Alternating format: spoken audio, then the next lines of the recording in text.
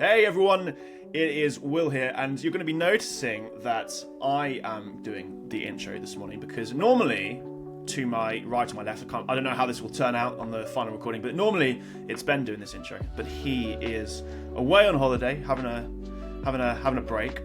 So my other co-founder, Matt, is going to be joining us for the rest of the week, and he's going to be joining us. We're going to be doing the same format as we always do. We're going to be going through the news. We found a story today, and we're just going to talk about it.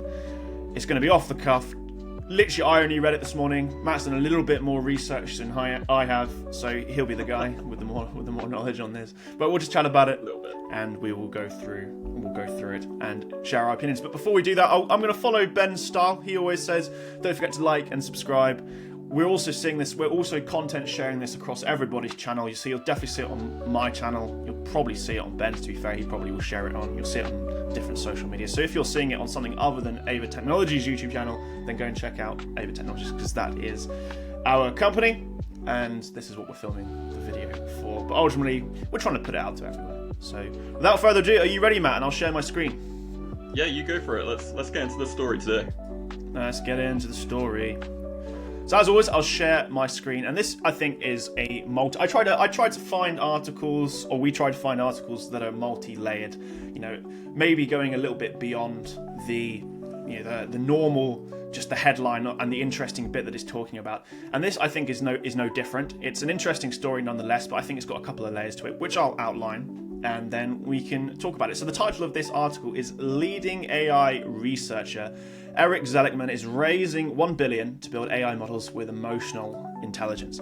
And this is really interesting. He's an I believe xAI researcher. He left in September, and he's a very intelligent guy. Matt dug up a couple of his publications. We haven't read them, but just the titles alone are obviously show off, what a talented individual he is. And he's basically left xAI to create a new startup called Humans and this is going to be focusing on basically models that get to know us and get to and learn from us instead of the way that they learn at the moment, which is through obviously huge amounts of data, treating each round of conversation as a game. He believes in a different way of doing things. Now, I think this is obviously very interesting. I love this idea of building emotional models personally, but I think it comes with some depth here. One, it's just the sheer amount of money he's trying to raise, $1 billion for no product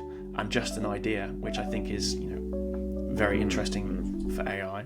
And then the second thing is also just his stance and what he's talking about in terms of what leading frontier labs are doing and how they're approaching AI research and how he thinks it's fundamentally wrong.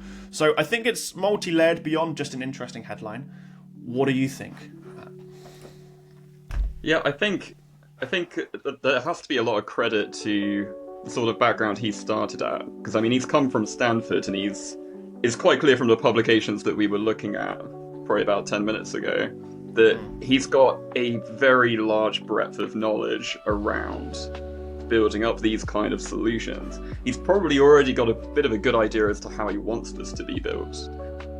And I think once he's got this funding in place, which obviously is going to be absolutely essential to kind of build these kind of models he's got in mind, I think something very interesting is going to come out the other end. I think there is obviously sometimes a lot of concern with this volume of cash as to what the result is going to look like. But in terms of credentials and his background, that all looks very interesting. It all supports the kind of direction he's headed. But I agree with you, £1 billion in funding, insane. I don't know. What's your sort of thoughts? Yeah, no, I think it's really showing off why people have been calling this bubble for a very long time. Obviously, we're now seeing initial fundraisers without products and without ideas, happening quite regularly now within AI. There was another one from an ex-OpenAI researcher. Well, no, it was actually CTO Mira Murati who started Thinking Machines Lab. Ben and I spoke about that again probably about a month ago or so, and that was another very interesting startup with an idea that raised $2 billion in seed funding without anything. And it was, and ultimately they have released a product, but at the end of the day, asking for $1 billion, I mean, that is just absolutely, until this new wave of technology and AI, was absolutely unheard of. And I can understand why a lot of people are calling it a bubble. Yeah. It is very eye-opening, and I feel like we only get to see the surface in some ways when we're looking at these articles. But yeah. I think that's one side of discussion here. I think the other side is obviously the kind of the technology itself. I mean, what sort of first impressions have you got from this? Well, again, I think it's a very interesting approach. I think, again, until it's said to you, you don't really think about it, but it makes sense. Eric Zelikman's sort of opinion of it is that the Frontier Labs are doing research incorrectly, and they're focusing much more on sort of this game-based approach where each turn of the conversation is trying to move the conversation forward, instead of actually, he said his approach should be that you actually have an AI that focuses on learning from us and interacting with us. Now that is very woolly. That is very woolly. I mean, and there's nothing technical in this article at the very least to back it up, and we haven't obviously seen any development from him at this point.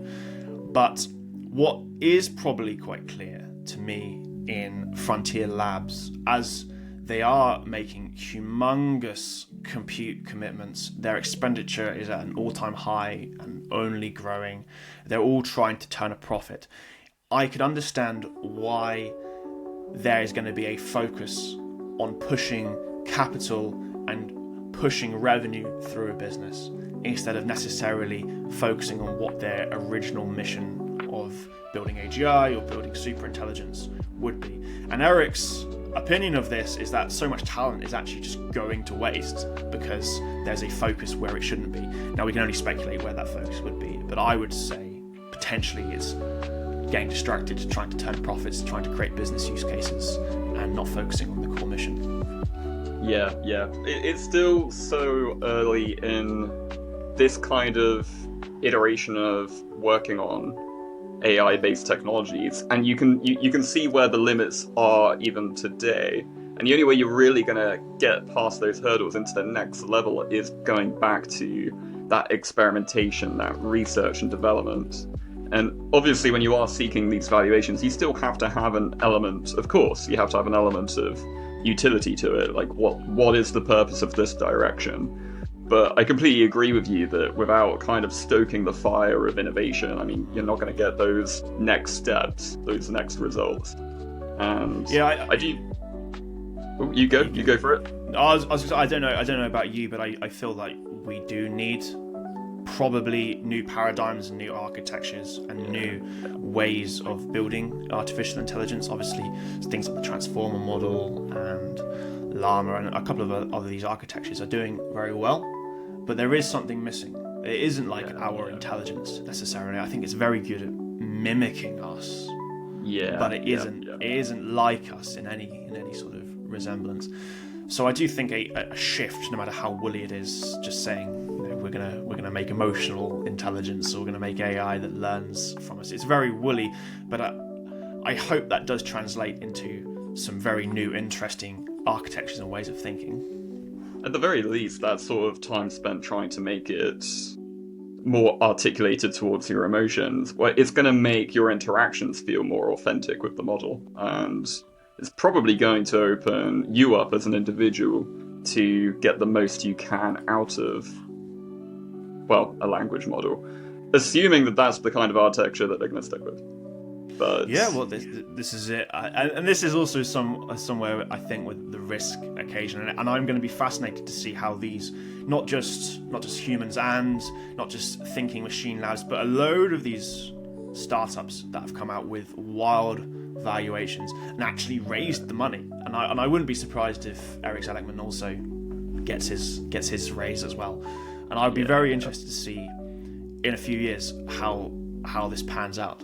Because, you know, it's when you read a press, I know we're just reading Business Insider, and I know he has got papers, but it really is so very woolly in the words they choose and how they're going to do it. It's almost like they've come up with a mission in their head that sounds really good, but I'll just be fascinated to see how they're going to execute it. Yeah, watching the execution is going to be really interesting. I think the other thing that might be worth looking into as well post this video is I can see that he did very recently talk about this with venture capitalist Sarah Guo. I'm not quite sure if I'm pronouncing the surname right, but he kind of talked about it with her on her podcast earlier this month, so that might offer some more insights too as to what his kind of mentality, his strategy, his thinking is with this ambition. But yeah, going to be really interesting to follow this one along. I'm very keen to see some new pathways in improving these AI models. Yeah, definitely. No, it's fascinating how many people, because Ben and I have covered it quite a lot, really, is sort of the mass exodus from frontier labs and people leaving and talent leaving. And that's quite interesting to me. I do wonder why. It's never, ever particularly spoken about, or it's, again, very woolly as to why someone leaves. But it is happening a lot, that they're leaving these companies a lot to either do their own thing or go to other companies. So I do wonder if there is a fundamental shift away from what the advertised core mission is. If you go to OpenAI, are you really working on AGI? If you go to xAI, are you really pushing the limits and the boundaries of the known universes, or whatever woolly subline they give themselves? And I think that's very interesting as well. Yeah, completely agree. I think this is definitely one to continue following along, maybe revisit in a month or so, when hopefully there's some more news coming out from sort of Eric's work. Absolutely.